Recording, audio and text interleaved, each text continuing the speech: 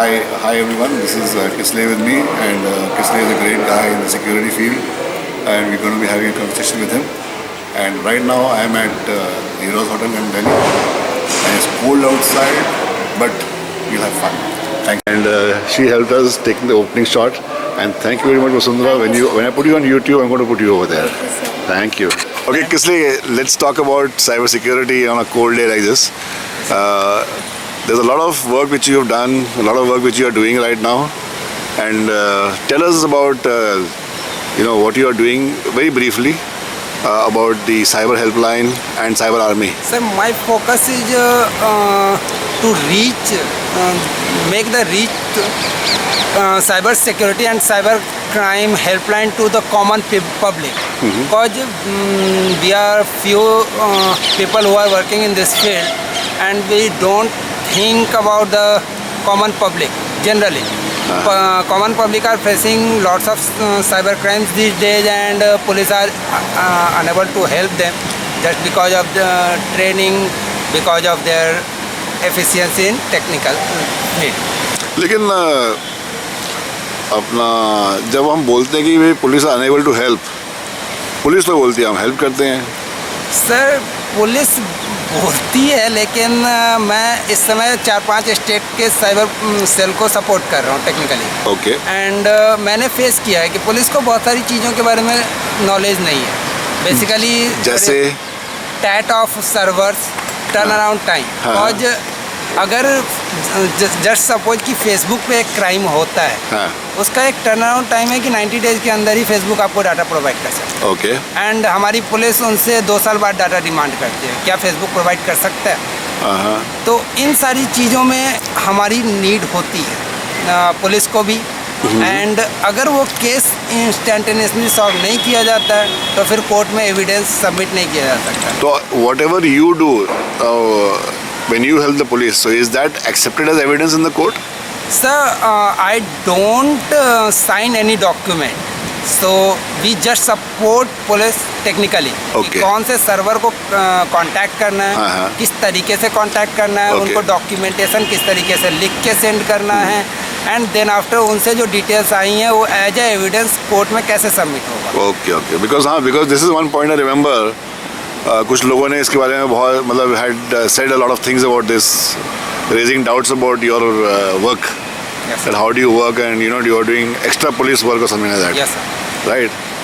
अब यहाँ आती है सर सेकेंड, हमने वो साइबर हेल्पलाइन जो कॉमन पब्लिक को डायरेक्ट कनेक्ट किया इंडियन साइबर आर्मी से. ये हमने जो लॉन्च किया, इसमें हमारा कोई एविडेंस गैदरिंग का हमने नहीं किया. So this is cyber helpline. Yeah. What is the URL for this? It's nccrc.in. nccrc.in. National Cyber Crime Reporting Center. National Cyber Crime Reporting Center. Okay. Yes. And that is your initiative? Yeah, it's an initiative of Indian Cyber Army. Indian Cyber Army. Okay. Not mine. But you are the founder of the Indian Cyber Army, yes, correct? Yes. And how many members do you have in Indian Cyber Army? It's around 1200 members are there in Indian Cyber Army. They are acting voluntarily. So are they, see, normally we think about cyber warriors or cyber hackers or whatever. No. Who do not expose themselves. No, sir. So these are people whose names are known. Exposed, they are working as volunteers. Safety awareness. In the open. Yes, sir. In open field. Okay. Great. They are in media. They are talking to media people about the threats. So where are these 1200 guys located? Across India. Across India. So major pockets are what? Their major pockets are in the cities, big cities, small cities? There are maximum are in big cities. From Mumbai, Chennai, Hyderabad. And any criteria for them to become your member? No, sir. No criteria. How do they become a member? ऐसा बताइए आप पहले. जब कोई भी एक student चाहता है कि ICA का मेंबर बनना है उनको, they can apply. हम उसके अकॉर्डिंग अगर उनको ट्रेनिंग की नीड है, we provide them training, basic cyber safety things. And अगर कोई ऑलरेडी ट्रेंड है, we deployed them to the spread awareness. Okay. हम उनसे कहते हैं कि अपनी सिटी में अवेयरनेस स्प्रेड कीजिए. And okay. So this when they work in different cities and awareness, do they report back to you? You have a reporting mechanism? Yes. Okay.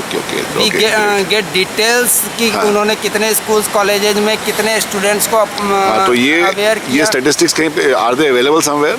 These statistics कि where on our how many have been how on many? our server only. Okay.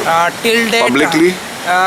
Till date मैं अगर अपनी बात ना करूं कि मैंने कितने अवेयरनेस सेशंस लिए हैं, हाँ. तो सिर्फ मेंबर्स ने इस समय तक 900 स्कूल्स में अक्रॉस इंडिया विजिट किया है. So is this done in English or Hindi? Both. And what about local languages? We are Not doing that. Yes, sir. So mostly North India just now. Yes not in north और Hindi speaking states. India also. Kerala में भी हमने कुछ workshops किए, seminars किए हैं. हाँ. हमने तमिलनाडु, चेन्नई, हैदराबाद में भी किए हैं. Great. तो सिर्फ नॉर्थ इंडिया नहीं, लेकिन हमने फोकस किया इंग्लिश और हिंदी को. Okay. So now let's move to Cyber Helpline because that's a very strong initiative. Yes, sir. I think you've done what 5,000. Yes, sir. You handled 5,000 calls in that till date. In 3 months, we have received 5,000 calls on Wow. Cyber Helpline and reported 82 lakhs fraud, and we have recovered around 50 lakhs from 82 lakhs. Fantastic. So this is started 3 months back only. Yes, sir. And On right 17th now, October. as I talk to you, we are only in January 2016. Yes, sir. So October 2015 से लेकर today, you've recorded 5,000 calls. That is via telephone calls. Via telephone and via mail. We have Via a mail ID email. cyberhelpline@icalab.com. icalab.com. Okay. I'll anyway put that up also. So, and the total frauds have been around 82 lakhs. Yes, sir. Which were reported to you. So what, and recovery 50. So what sort of frauds were they? Any मतलब maximum frauds or what type of frauds? Sir maximum frauds इस समय जो चल रहे हैं कि आपके पास call आता है कि I am from bank, and then after जो हमारे गरीब लोग हैं, जो कॉमन पीपल है, उनको इन चीज मैकेनिज्म के बारे में नहीं पता. वो सोचते हैं या सीरियसली बैंक वाले कॉल कर रहे हैं. एंड कुछ फ्रॉड्स ने तो मैकेनिज्म इतना शानदार बना रखा है कि they don't ask for card detail. Okay. They ask them to punch the card details on their mobile, and it gets punched on IVR server. ये सारा कुछ IVR सर्वर पे ये लोग रिकॉर्ड करते हैं. So these guys have their own IVR server or whatever, and they make you punch. IVR server sir easily available है. बहुत सारी कंपनीज प्रोवाइड कर रही हैं फॉर कंपनी पर्पस से. तो वहाँ से बाई करना 1200-1500 में पर मंथ के अकॉर्डिंग IVR सर्वर मिल जाते हैं. एंड देन आफ्टर वो कॉल. अभी रिसेंटली जो है न्यूज़ में ये भी था कि यूपी पुलिस ने काफ़ी लोगों को अरेस्ट भी किया था, काफ़ी 2-3 कॉल सेंटर्स को भी वो किया था. So does it make a difference? उस टाइम आपको कुछ लगता है कि भाई कॉल्स कम हुए या नहीं? सर ऐसा नहीं हुआ है. एक्चुअल रीजन ये है कि यूपी पुलिस ने जो भी कॉल सेंटर उस समय अरेस्ट किए थे वो जॉब फ्रॉड्स के थे, जिस पे हम काम नहीं कर सकते. अच्छा. So and these calls which keep coming to you, so do you share the information with the police? No sir. So you don't share the information with the police? But हम विक्टिम को हमेशा कहते हैं कि आप police को report करें so that कि उस क्रिमिनल को ट्रैक किया जा सके. So but see if because the victim does not want to go to police, so he comes to you for help. No sir, इसका एक कारण ये भी हम जो मैंने एनालिसिस किया, एक कारण ये भी हो सकता है कि पुलिस इंस्टेंट हेल्प नहीं करती. इस कारण वजह से पब्लिक हमारे पास आना चाहती है. वो हमसे इंस्टेंट हेल्प की एक्सपेक्ट करती है कि ये लोग इंस्टेंट हेल्प करेंगे एंड देन आफ्टर उनका पैसा रिकवर हो जाए. And police will take time. Police take time. वो उनकी अपनी कार्रवाई का तरीका होता है. उनका एक कार्रवाई का तरीका है कि पहले साइबर सेल में कंप्लेंट ली जाएगी, वो किसी से रिकमेंड होगा, देन आफ्टर उसको हेडक्वार्टर सेंड किया जाएगा and all. But have you even thought about maybe sharing some information? जैसे अभी फ़ोन नंबर्स होते हैं. If they say that I got a phone from this phone, so a phone number has been calling me and that is the reason why. So obviously they will share that information with you. So maybe there is some police database of phone numbers or IP addresses or modus operandi or names, you know.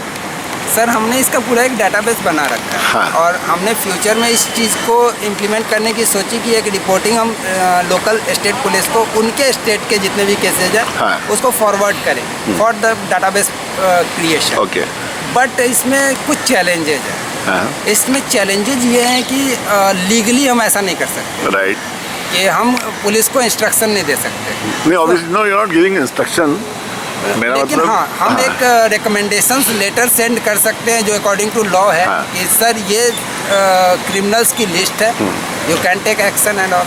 सो अभी जो आपने जैसे ये किया है, अभी आप तो you take the action yourself और you are helping to take the action, I was sure that. So you connect with the banks also and with the service providers? We only connect with service providers. We don't connect with bank. So supposing somebody has lost money, या उनके account से पैसा निकाल दिया गया है, then you don't connect with the bank? No sir.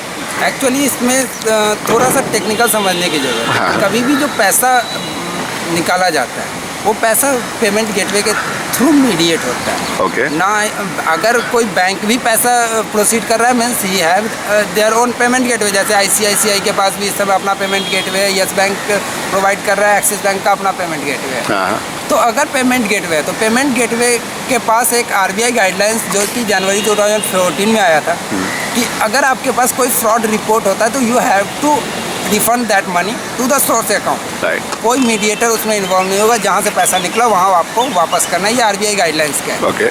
तो हमारे पास जो कंप्लेंट्स आए हम उसको we are acting on the behalf of the victim, क्योंकि विक्टिम को नहीं पता कि व्हाट आर पेमेंट गेटवेज, वो कैसे वर्क करती है, उनके क्या गाइडलाइंस है, उनको कहाँ कॉन्टैक्ट